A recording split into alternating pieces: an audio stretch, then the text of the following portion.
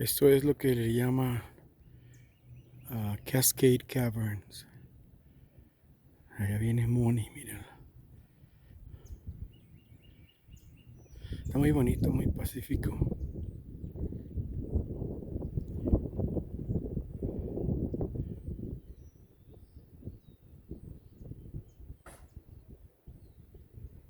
¿Quién sabe dónde va Mónica?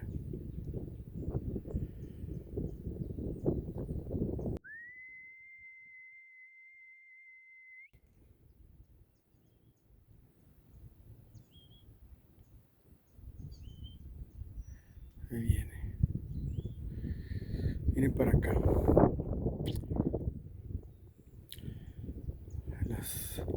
Las trailers o los trailers o los carros casa pueden estacionarse.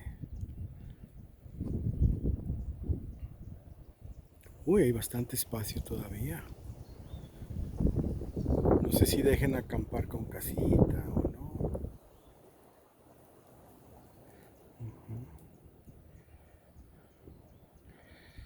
Pensé que no me habías visto. Sí te vi. Ah, souvenirs. Ajá.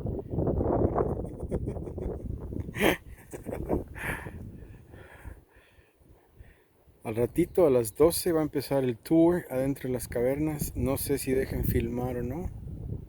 Bueno, no filmar porque ya no hay film. Es video grabar. Pero empieza a las 12. Ahorita vemos. Vamos a hacer un recorrido por el parquecito este. Vente, Moni. Le damos la vuelta hasta el anuncio aquel. ¿Cuánto falta? Son las 11:51. Ah, no, entonces ya vámonos. No, pues ya no se queda. ¿Cuánto? Ese libro. Ah, sí.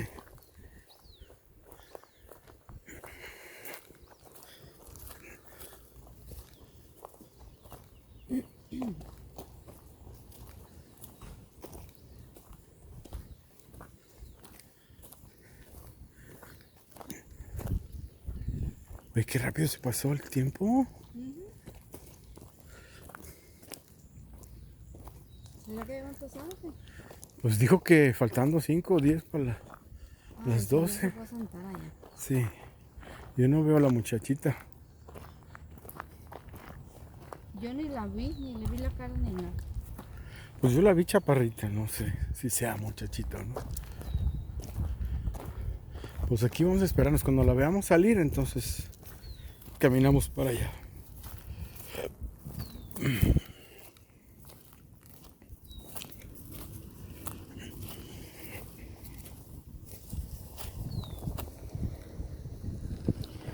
Si llegando más gente,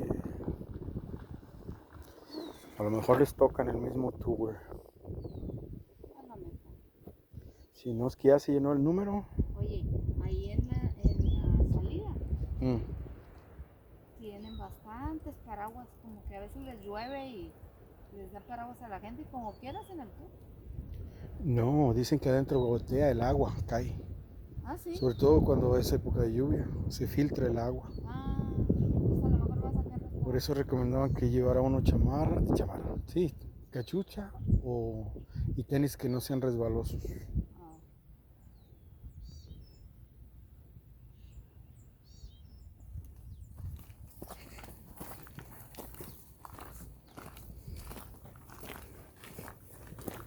As you come around this corner, do take a look to my right. This is called the Peep in the Deep.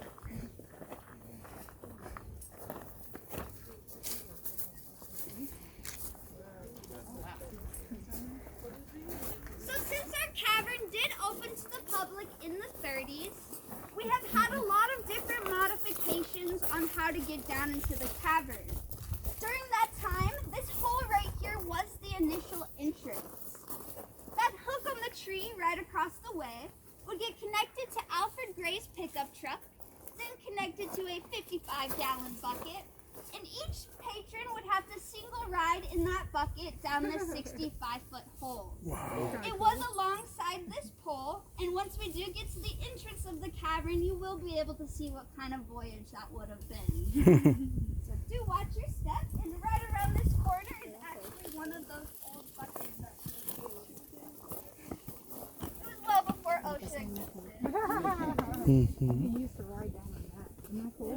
That was fun.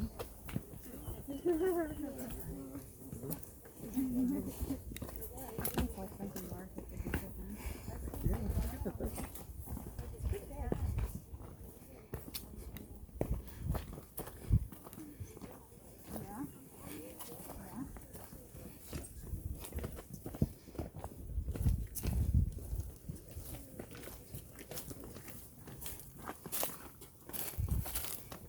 So it wasn't until the early 50s that this staircase was actually installed. So there was a good deal of time where that method of using the bucket to get into the cavern was the only way we would get down into the cave. With that being said, since the stairs are very old, you just watch your steps as you're going down.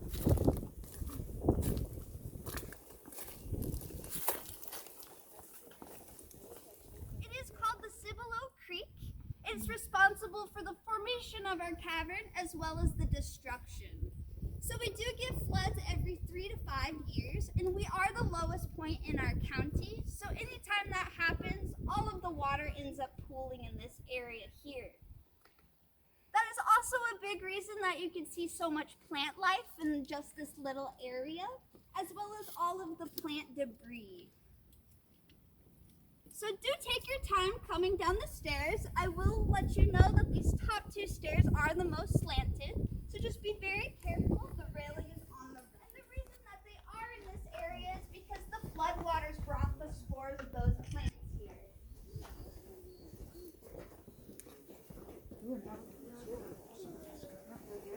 Wow.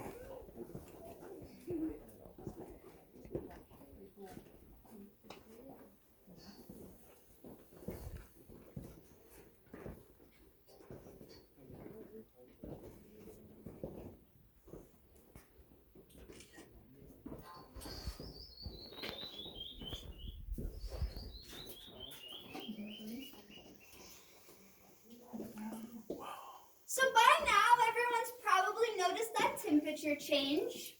Our cavern system remains at about 63 degrees, give or take a couple of degrees, year-round. The only fluctuation in temperature change being our humidity, which is why we are able to see them come back to our cavern time and time again. I do bring them up because they are starting to wake out of their hibernation, and it is very typical for that species to make an exit to the entrance of the cavern. So once we do go down these stairs, just keep an eye out for one of those little bats.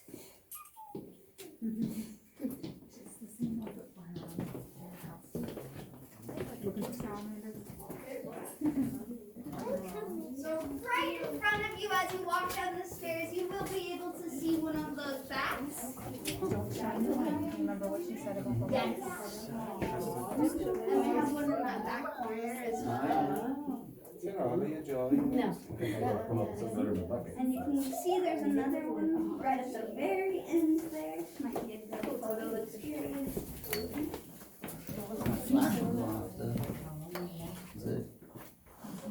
So we just ask that you don't use flash on them, but you can absolutely use the flashlight if that makes it easier. on you. The flash will just go off. I won't take a picture. We'll just love them on our way by. It's a cutie. They're so little. They are the second smallest bat species in our nation. So they eat mostly mosquitoes and moths. This little guy looks like he is waking up. You can kind of see that he's starting to twitch a little bit. We have personally never experienced any bat bites down here. Most of our bat species are pretty docile to humans because we do tour so often. Okay. So once you do get to the bottom of the stairs, take a look up. Right along this pipe, you will be able to see the ends of that bucket it creates. So it would like scrape along the side.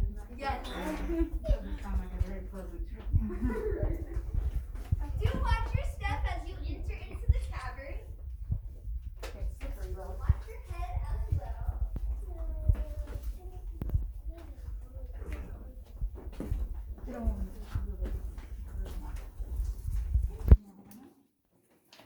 7 to 10 years to filter from the soil surface down through the cavern ceiling. Essentially what that is doing, it's purifying our drinking source. So this water will end up in these pools here that then get pumped back into our last room of the cave, which we have an opening into the Trinity Aquifer. That Trinity Aquifer is the water source for about 61 counties in the state of Texas, and it's all being filtered throughout the caves in central Texas. So do watch your head as well as your step.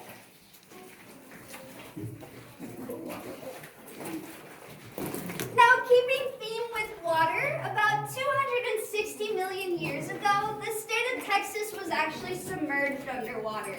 So you will find quite a few similarities between the ocean floor and our cavern formations. I do bring that up because as you're walking through this little corridor here, if you take a look to my left, this entire structure is a coral reef. Yeah, so all of the white, tannish spots that you see are actually just fragments of shells. You can see we have a resident starfish right here. Probably the most distinguishable fossil we have in this structure.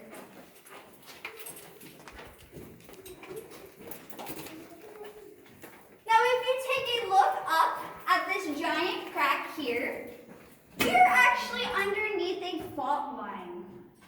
The fault line has been inactive for millions of years now, and in fact, it is considered to be the second least risk fault in our nation.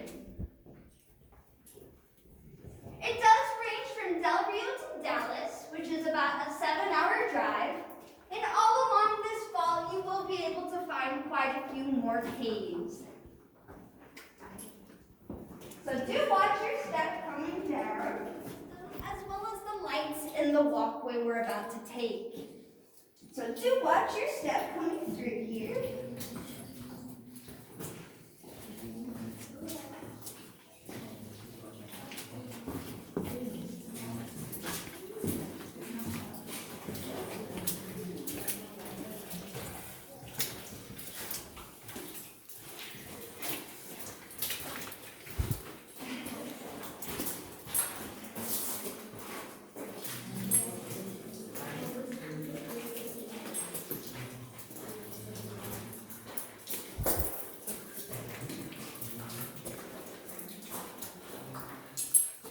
So you guys are now entering into what we call the soda straw rainforest.